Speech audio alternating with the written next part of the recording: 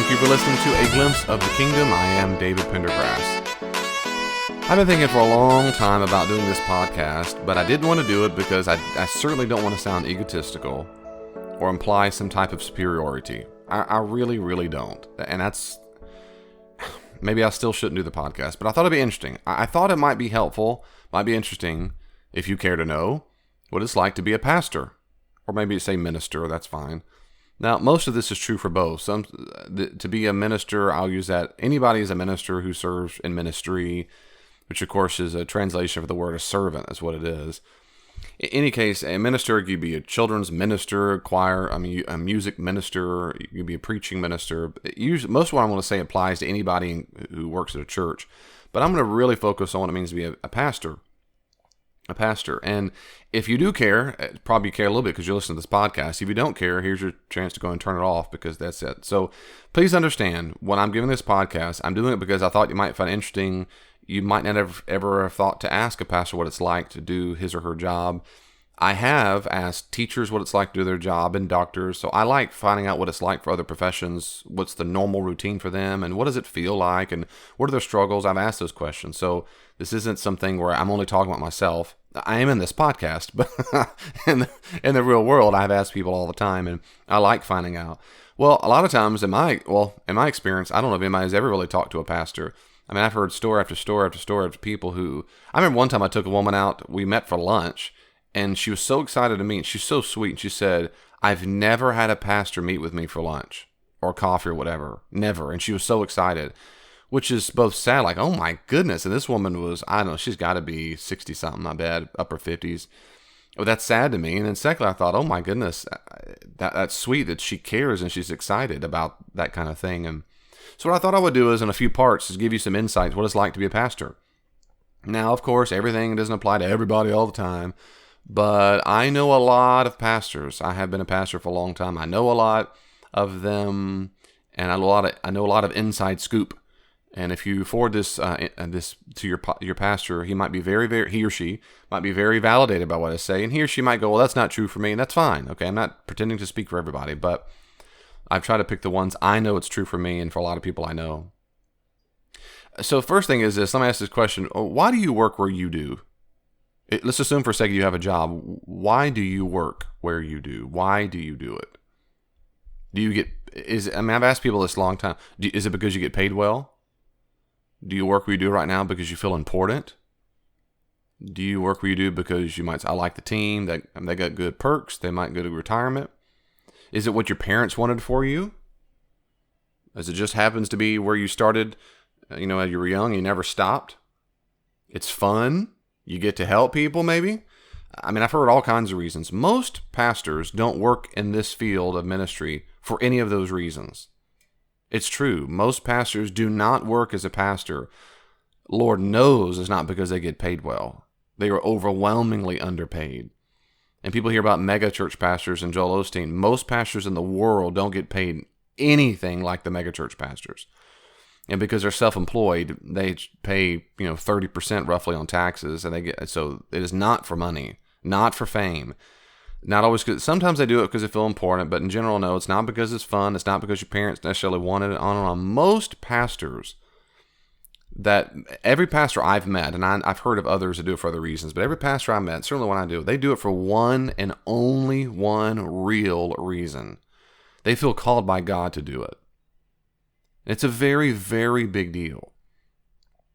In fact, so much so, if I meet pastors today and they say, if I ask them what made them get into pastoral ministry, if they do not say this, that's really odd to me. I go, that's weird, because almost everybody I've ever met says they got into pastoral ministry because they felt a calling by God, a legit calling by the God of the universe. Now, I want you to imagine what this means.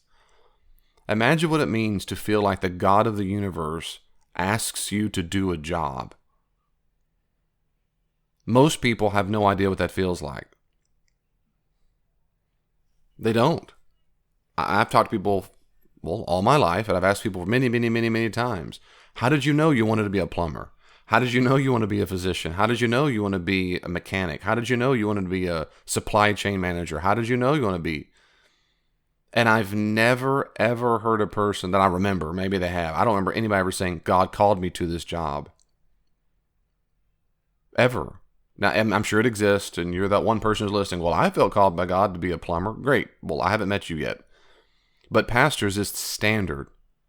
Now, most pastors will tell you it's not because of a burning bush that was not being consumed, like Exodus and what Moses happened there. It's not because of that. They usually don't have a physical image appear to them. They don't usually meet an angel. It's much more like a constant, peaceful, internal nagging. It's really what I call a peaceful compulsion. It's the sense you really ought to. You really ought to. You really ought to. You really ought to. You really ought to. And I've met many, many pastors who describe it the same way. And then many, many pastors who say they'll say, I ran away from my calling, or I ran away from God. There's a running away from. There's some kind of story. And then I've heard this for decades. I've heard people say they did it for decades.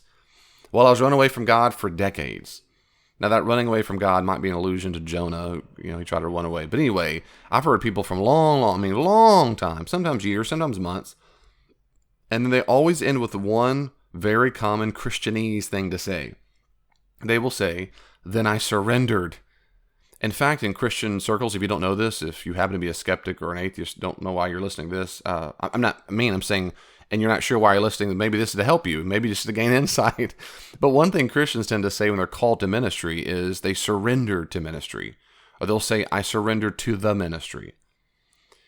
You're hard-pressed to find anybody in your entire life to say, I surrendered to plumbing. I surrendered to architecture. I surrendered to real estate business. But pastors say it differently. It's a really, really, really big deal to feel called by God to perform a certain job, a task, a calling on your life, a vocatus in the Latin, a calling, a vocation. It's a really big deal. I really mean this. It's a really, really, it's such a big deal. You ask most pastors, and I'm one of them, they'll tell you their identity is wrapped up in it. Their identity. When I grew up, I wanted to be an astronaut. I really wanted to be an astronaut, studied physics, math, the whole shebang. I really did. I still love space. Great. Okay, then I was called by God. I'm convinced of it. Maybe I'm delusional. Maybe I was wrong, but I'm still convinced I was right. And I'm right that I was called to ministry. Does that mean I dislike astronomy and astrophysics? Nope. Could I imagine myself doing that? Yeah. And singing. I grew up singing all the time. I ran a professional male quartet. I had a music major undergraduate for 3 years until I double majored and switched over, and on and on and on. Can I imagine myself being a vocalist? Yep. The point is, I can imagine other jobs if it's illogically possible. But I would absolutely feel like I don't really exist anymore. My identity is wrapped up in being called by God. It's like I completely have a choice, and yet I don't have a choice. And those both go together. It's a really big deal. Not too long ago, I remember I worked at a church where the chair of the elders told me I should quit ministry. And it's kind of like saying you should go kill yourself. It is. It's kind of like saying go kill yourself. It calls into question your whole sense of self and purpose. And most people have no idea what that's like. So when you meet your pastor, and it might be real flippant to you to tell him or her what they should be doing in life. For most pastors, it's not flippant at all. For most pastors, there is a terrifying proposition that is true, and that is, I really do think God called me to ministry, and I really will be held accountable to Him. I really will be held accountable. I really will be. It's a terrifying, awesome, phenomenal, joy-filled, and horrible privilege to be called by God. So many times I think about what Jeremiah said, the prophet, when everyone's making fun of him and so forth, and he said he wished you an abortion. He said, curse the day that they brought the news my parents gave me birth. He says that he wants to shut up. He wants to be quiet and stop talking about the message God gave him to give, which is one of doom to the Israelites. Get ready to stay here in Babylon exile for 70 years. But he says, I can't. It's like a fire trapped up in my bones. He's got to get it out. Most pastors will say the same thing. I wish I could shut up. I wish there's part of me that says, I can. And I know pastors that way. I know people who had affairs or indiscretions, or some who didn't, just got so burnt out they just quit. But if you talk to them and you say, do you really miss it? They'll say, I hate X, Y, Z, I hate it. But part of them will still feel like part of them, their arms or limbs were chopped off. Part of the identity is now they know they're being false to themselves. Let me say it that way. They know they're being false to themselves because they know they felt called by God. And it's a very, very big deal to get out of ministry. And yet it happens all the time. It happens all the time. And I'll talk about that probably a little later on. So the first thing that's a major, and when I was thinking of things I would say, this was easy to come up first. Most pastors you ever meet will really feel like the God of the universe is called into ministry. And it's in a very important deal. Not every single pastor feels like God called him to that particular church, though ideally that's the case. They'll feel peaceful and feel like God's told them that. But in general, God's come to ministry in general. Sometimes people have very specific ideas about to which God has called them. God has called me to be a youth pastor in Southern Illinois in this neighborhood. Some people have that kind of precision, but some do, others don't. Mine is not. I knew I was called to ministry. I knew that. Exactly how that would be manifested took years of clarity. I wondered for a while if I'd be a youth pastor. I wondered for a while if I'd be a music pastor. I wondered for a while if I'd be a minister teaching at university. But I came to the place in my adult several years ago. I knew for a fact God said it's some degree of pastoral ministry, and I knew that. I know it. So if you talk to your pastor and ask them about their conversion and their call experience, most have a story. And then if you ask them, bring this up, they'll tell you more, and maybe they'll tell you detailed. And most pastors will also tell you, if they're honest, most pastors will tell you they're not exactly 100% sure they were called to ministry, but they really do think so. And I'm the same way. I mean, I could have been delusional, but everything in me tells me I wasn't delusional. I mean, everything. Like David, I am a male. I feel that confident that I was called by ministry, but maybe I'm not. Maybe I'm delusional, and that's a different podcast on transgenderism. What? Sorry to laugh at it, but I think it's laughable. Okay, that's the first big thing. Hey, let me take a quick break. Please listen carefully to these quick announcements. I'll be right back. Do you know of any skeptics in your family, at work, or among your friends? Do you struggle with questions concerning the existence of God or the truth claims of Christianity? Has a skeptic ever challenged you with a difficult question concerning your faith? Then you need to buy Dr. Pendergrass's book, A Skeptic Challenges a Christian, on Amazon.com. You can get it in paperback or on Kindle or in audiobook form to listen to. A Skeptic Challenges a Christian is written unlike any other book. It's not boring and full of technical jargon. It reads like you're sitting down having a conversation. As one reviewer said, as a college student, I absolutely love this book. Dr. Pendergrass knows how to effectively answer a lot of the questions that my friends at school ask about my faith. This book is a great resource for theological debates and for my own personal growth. The arguments are clear and understandable. I would definitely recommend this book to anyone who has questions about Christianity, wants to learn how to defend their faith, or even just wants a good read. Great book. Find out why it has a perfect 5-star rating on Amazon.com. A Skeptic Challenges a Christian. Buy your copies today. Ever wonder what God wants you to do with your money? Should I give it all away or save? What did the early church do with their money? In Dr. Pendergrass's book, Give It Away, Reflections on How Christians Use Money, you'll get 4 short, powerful lessons on what to do with money based on some key texts from the New Testament. This is a wonderful guide for study and reflection. It even comes with reflection questions that are perfect for small group discussions. Give It Away, Reflections on How Christians Use Money. Buy your copies today on Amazon.com. Do you like receiving a glimpse of the kingdom for free? Would you like to support what God is doing through these resources? Then please consider donating to David Pendergrass Ministries, Inc. today at davidpendergrass.com. There, you can also sign up to receive Dr. Pendergrass's free blog on a wide range of theological, biblical, and relationship issues. That's davidpendergrass.com. The second major thing is this. These aren't necessarily in order, but kind of sort of, because the first thing that came to my mind. The second thing is this. Most pastors have a constant concern for the well-being of their people. Most of them do. Constant. It's like what Paul said in 2 Corinthians 11:28. 2 Corinthians 11:28. He said he's constantly basically worried or concerned for his churches all the time. Pastors do have a constant concern for the well-being. It is incessant. Most pastors will tell you there is a constant weight of responsibility for the sheep. And that's what pastors are. They're shepherds. That's what the word means. Of course, from the French, from the Latin, pastor, for shepherd. But from the Greek, it's based on shepherd. For pastors, there are no days off emotionally or mentally. There just aren't. That doesn't mean you can't have boundaries. Healthy pastors have strong boundaries, and they help with that a lot. But it never really leaves while you're employed there. If you're employed at a church or some kind of ministry place, it's never off. When I'm a pastor of a church, yes, maybe on a Saturday I'm doing errands or whatever I'm doing. Maybe I'm watching movies. But I know I'm always thinking and or praying for people in my church. I'm still getting texts from people who had a car wreck. So-and-so has cancer. So-and-so needs prayer. So-and-so has a Bible verse question. So-and-so. And if they're not doing it, it's still in the back of your mind.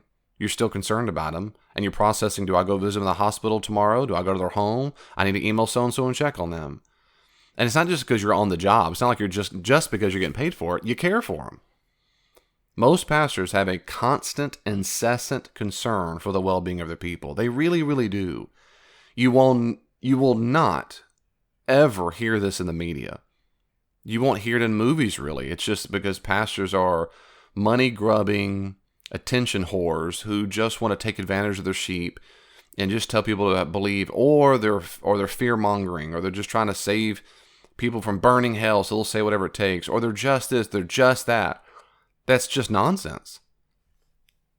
I'm telling you, I've spoken to hundreds of pastors in my lifetime. It's nonsense. Most pastors are not like that. Most pastors really are, and their heart and hearts and their mind, they're shepherds. They care for their people. And it is a weight they feel all the time. They may not always feel and think about you in particular, but they are always doing it. And that is another thing too. I mean, I've had people through the years to different churches complain because I didn't give this one person enough individual attention. You know how people do that. You hadn't reached out to me. You hadn't called me in months. I'm calling everyone I can in the church all the time. And I cannot get to everybody. This is much, much, much worse the larger the church is. And in megachurches, there's no stinking way that megachurch pastor will know every person. There's just no way. But nevertheless, even if he or she doesn't know everybody by name, I'm telling you, a normal, decent, good pastor cares very much for the well-being of the sheep. It is his or her responsibility, and most pastors feel it. Most of them do feel it. A third thing is, this will sound maybe more negative if you're not accustomed to this, but it's a really big, it's a thing that weighs down on pastors. Every single pastor deals with what's called transference. Every single pastor deals with transference. Now, transference is a psychological word used in psychology. And that's when a person redirects to someone else, a substitute, usually a therapist, a counselor, a pastor, some kind of emotions that they felt from some other situation, usually in childhood. And that's what transference is. It's when you direct emotions at a person, some substitute, who stands in the place of someone else. Every pastor deals with this because pastors are instantaneously, for 99% of the human population, if you come into a church, now for atheists, they don't give a rip. I'm talking about people who come to church to say they're Christian. If they come to a church, they are dealing, that you come into a church thinking the pastor is an authority figure, and you subconsciously will project upon that authority figure whatever it is you feel about authority figures, especially if that pastor reminds you of someone, and especially if that pastor reminds you of someone about whom you have unfinished emotional business. You have emotional baggage. If, as a child, you were molested by a brunette person, and then your pastor, the new pastor in town, is a brunette person, you're going to have unresolved feelings that come out toward that pastor. If you had a dad who was overbearing, and maybe he was in the military, that's the I'm sorry, military dads. I know it's a stereotype, but it's true. So many times is that's the case. Their dads are emotionally distant and they're very rigid and get your room done and whatever. They either love it when they grow up or they despise it. And so they either will flock toward a pastor who's just as rigid and legalistic, or they're going to they will run for the hills if a pastor even kind of sort of comes across that way. That's transference. I was at a church recently where two different people, when I first came on the job, two different people told the same person, I don't know what it is, but I just want to argue with him. They didn't even know me. They didn't even know me, and they wanted to argue with me. This is called transference. Transference is all it is. That means they have unresolved crap from their background, and pastors deal with it all the time. We are constantly dealing with people who treat us like their previous pastor. That's a really, really common one. A previous parent, and that's good or bad. Or an ex-spouse, or a relative who also went into ministry. It happens all the time. Some people instantaneously love us. Hugs, kisses, they just immediately feel safe. They treat you like you're not a weirdo. Normally, they might treat you like you're a bud. They treat you real friendly, like they're a good friend. Maybe it's because the previous pastor was a friend, or they had someone in the past. Someone in the past who went to a similar school. It's just amazing. People do it subconsciously too. Transference is just you redirect all these emotions. But when it's good, and it's real sweet. It's wonderful. But when it's bad, it's really bad, and it happens all the time. Of course, the reason why this is really bad is because as a pastor, they are not anyone else. And when I go to new churches, one of the first things I say to the churches is, please give me a chance. Please don't put me in the mold of the previous pastor or your mama or your daddy or someone who, on and on it goes. People have been molested by clergy and they finally go to church and meet some person and meet the pastor, immediately think the pastor is going to take advantage of them. I know people who are at churches where it's crazy the stories you hear. I met a guy one time who he visited a church, and I think it was the next day or that week, the pastor visited and says, well, how much money are you going to give to the church? And demanded he sign up to give money. The guy had visited once. So it clouds. I met a woman who one time we met, and she met with me, and she said how she was very, very slow to talk, and not because I don't think she was unintelligent. She could tell she was nervous, and which is okay to be nervous. But I know some from her past, not me. I mean, I don't. Anyway, we're talking. I'm to find out she'd been molested by some previous minister or ministers, and she said I was the safest she'd ever felt. How do you say? I'm the safest person, safest minister she's ever been around. Well, that's a gargantuan compliment for me, and I thanked her profusely, and I said I am safe, and everything I ever to help you, let me know, and that's it. And every once in a while she would, meet for counseling. Overall, she couldn't bring herself to do it because of the pain she had. But again, she kept her constant distance from me when she was in different moods because of transference. I barely knew the woman. I know people who love to hug. They love to hug. They're hugging people. I love people who can't stand to be touched. There are people who have been really hurt by people in the past, maybe because they yelled at them. And if a pastor barely raises their voice, it means he's a yeller. I've known people, I go on the list of things, and this happens all the time, every day, all the time. And outside of a therapist, I'm literally outside of a clinical psychologist or therapist of some sort, I don't know of any other position in the world, any kind of job in the world where people receive transference like this all the time. And pastors, most of them, in my experience, I think, are not prepared for this. You have to be trained. In a master's degree, we talked about it, praise God.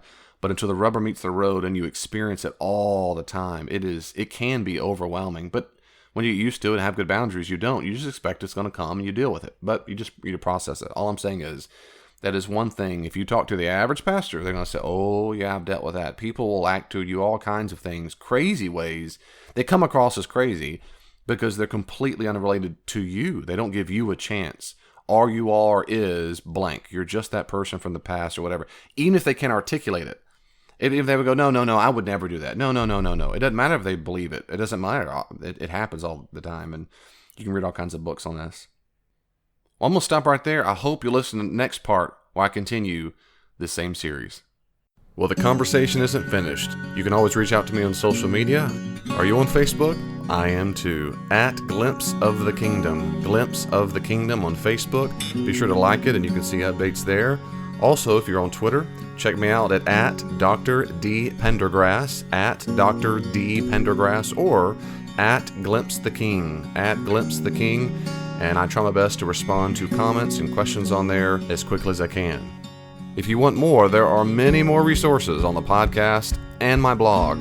Go to my website, davidpendergrass.com, and you can see a full list of the podcast, and my blog is available for free. Are you active in a church right now? I'd be happy to come out to your church and do all kinds of classes and workshops there. Check out davidpendergrass.com, davidpendergrass.com for more information. And may God in His great grace give you even just a glimpse of His kingdom this week. See you next time.